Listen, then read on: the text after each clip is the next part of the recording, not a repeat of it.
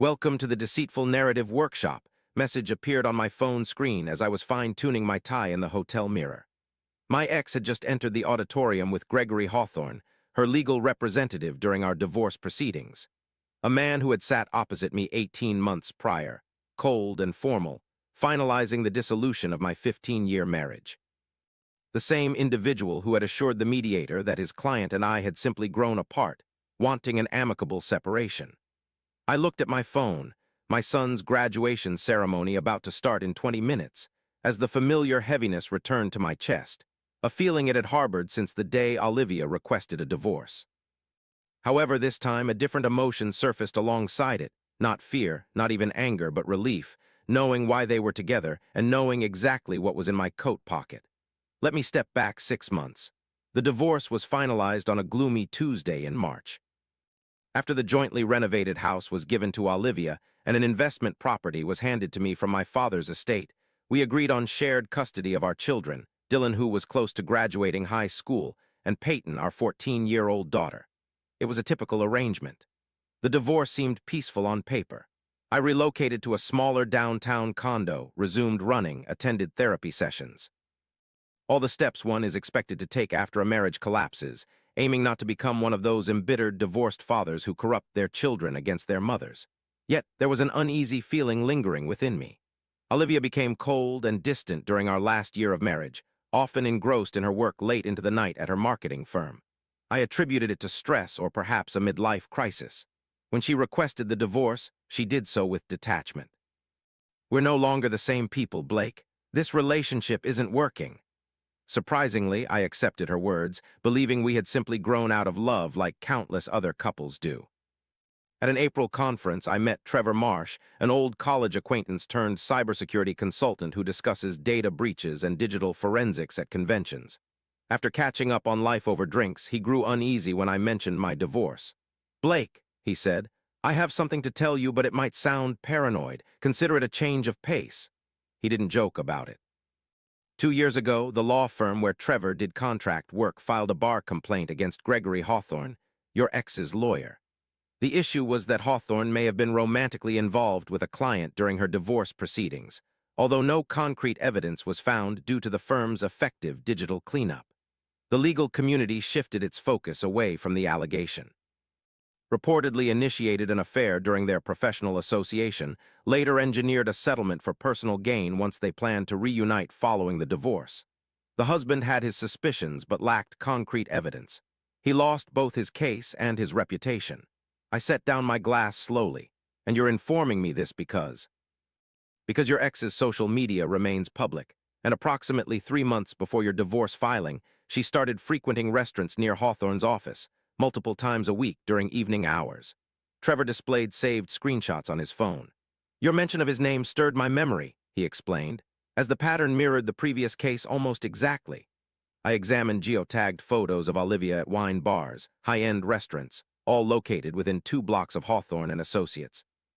Time stamps were provided, 7 p.m., 8 p.m., 9 p.m., and so on. "You told me she was working late or meeting college friends," I replied defensively. "This doesn't definitively prove anything." Trevor concurred, "Yet it suggests I should investigate more thoroughly." I engaged Trevor the following day as a consultant, not for hacking purposes. I made that clear. I aimed to remain law-abiding and clean. However, I granted him authorization to perform forensic recovery on devices I legally owned, such as Olivia's old laptop she had used prior to upgrading, which was stored in a box in my storage unit after she told me to either discard or donate it. Trevor examined the laptop in his lab. 3 weeks later, he contacted me. "You might want to take a seat for this." The hard drive of the laptop had been wiped, but not properly. Olivia had performed a factory reset, a process that appears comprehensive to an average user, yet leaves traces behind for someone who knows how to look. Trevor retrieved thousands of deleted emails from a secondary account she seemed to have used exclusively for communicating with Hawthorne. These emails dated back 11 months before our divorce petition. The initial ones were professional. Discussion on separation laws concerning asset division in our state protocols, followed by praises for a shrewd strategy. "Thank you for making the process more manageable." Later, exchanging lighthearted banter, sharing non-explicit photos of her at wine bars that Trevor had discovered, with Hawthorne's reflection visible in windows behind her. Then came the planning emails. "We need to act intelligently regarding the timeline," Hawthorne wrote 4 months prior to Olivia filing for divorce. "If you submit before the promotion finalizes, his income calculation is reduced. Wait until he officially becomes a senior director, then submit. His support obligations increase by 18%. My promotion was confirmed in January. She filed for divorce in February, another email from Olivia arriving. "He's growing suspicious about late nights. I told him I'm working on the Brennan campaign, and it convinced him completely." "Goodness, Blake is so trusting, it almost makes this more challenging." "Almost," Hawthorne responded. "That trust benefits us, it's advantageous for us." Maintain a cordial atmosphere during the divorce proceedings to ensure minimal examination of the settlement conditions. The more friendly it appears, the less scrutiny on the terms. We ensure he retains the investment property as it is currently underwater, and both parties are aware, though he may not fully comprehend its severity. Similarly, you keep the house because we anticipate that area will flourish with the upcoming development project. He'll perceive it as a fair deal, but in reality, his property has foundation issues I discovered post-divorce, while your house has seen a 40% increase in value following the announcement of the new tech campus nearby. However, the most damning email, the one that left me fixated on Trevor's office screen until my vision blurred, was from 3 months prior to the filing. "Dylan's graduation is in June," Olivia had written. "Blake will be emotional, surrounded by family. If we need to make any post-divorce adjustments, modifications in custody schedule, recalculations of support, that would be the optimal time to file." Instead of maintaining an unbalanced position and potentially prolonging court drama by involving children, it's wiser to reach a swift resolution. Additionally, I will have the advantageous position. The question is, what plan do you have for this situation? I require copies of every email we exchanged, notarized, time-stamped, authenticated. After that, we wait for the graduation ceremony. For the past 6 weeks, I've been preparing not with anger, as it impedes clarity, but rather to be the antithesis of foolishness. I sought guidance from my attorney, a seasoned professional named Patricia Reeves who specializes in complex family law cases for 2 decades.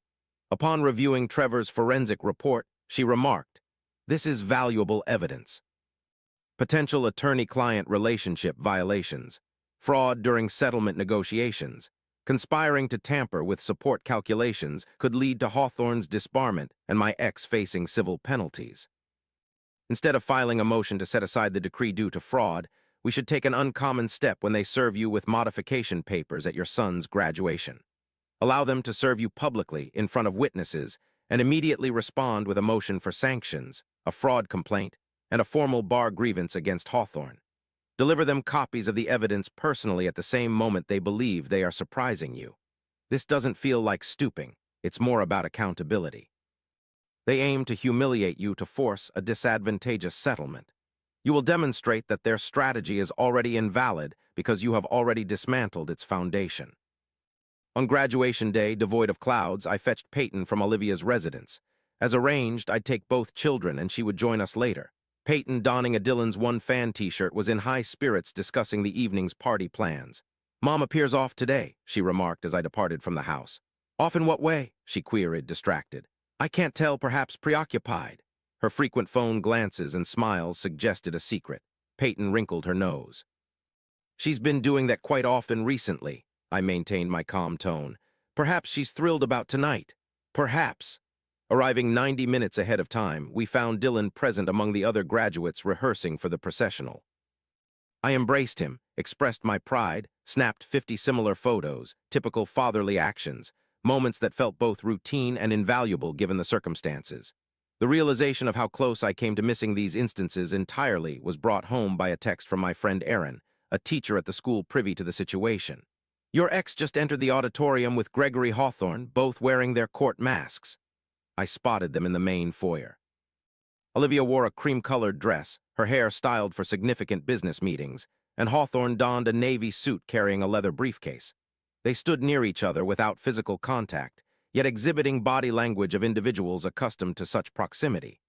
Olivia noticed me first. A fleeting emotion flitted across her face, possibly satisfaction or anticipation, before she adjusted it into a friendly grin. "Lake, it's great you're here. We need to discuss some matters before the ceremony begins." Greeting Olivia, the counselor. I gave a slight nod to Hawthorne, maintaining a neutral tone. Hawthorne moved forward with a sympathetic yet professional demeanor. Lawrence, I addressed him, I understand the timing may not be convenient, but there are some post-decree issues we need to tackle. Given your recent promotion and income rise, my client is eligible for a review of support responsibilities. He rummaged through his portfolio and pulled out the motion. In this bustling crowd seeking seats, I recognized a few acquaintances who looked on curiously, sensing a drama unfolding. It seems you're presenting me with court documents at my son's graduation. I murmured softly. Olivia appeared slightly uneasy. Attempts were made to reach out via your lawyer, but there was no response. That wasn't entirely true. Patricia hadn't received any such contact, but I didn't correct her. You are correct, I admitted. Let's resolve this matter now. Hawthorne handed me the motion, and I accepted it, glancing over the first page. Requested an extra $800 monthly support, using my promotion and a creative modification of our shared custody schedule as reasons. This seems forceful, I commented. It's what the guidelines endorse, Hawthorne responded calmly. I'm certain your legal advisor will verify this. We merely ask for your response within the stipulated 30 days. If you'd rather resolve this swiftly instead of going through court again, we're open to discussion. Thus, the pressure tactic was employed. Sign immediately, avoid conflict, don't create a disturbance at our son's graduation. I put the papers into my jacket pocket, then drew from another pocket 2 manila envelopes I had carried since that morning. Since we are exchanging documents, I said, I have something for both of you.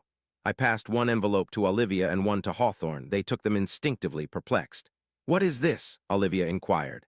Open them. Hawthorne opened his first. His countenance transformed swiftly as he extracted the initial page, an emailed correspondence bearing his own name in the sender box, followed by the second and third sheets. His complexion shifted from bronze to ashen within roughly 4 seconds. Olivia unfolded hers at a more leisurely pace. I observed her perusing the first email, the one where she made light of my trust. Her hands began trembling. Where did you obtain these? Her voice was thin, strangled, emanating from devices I legally possess, retrieved by a certified forensic specialist, authenticated and notarized. I maintained a casual tone, mindful that a crowd was gathering at the periphery of my vision.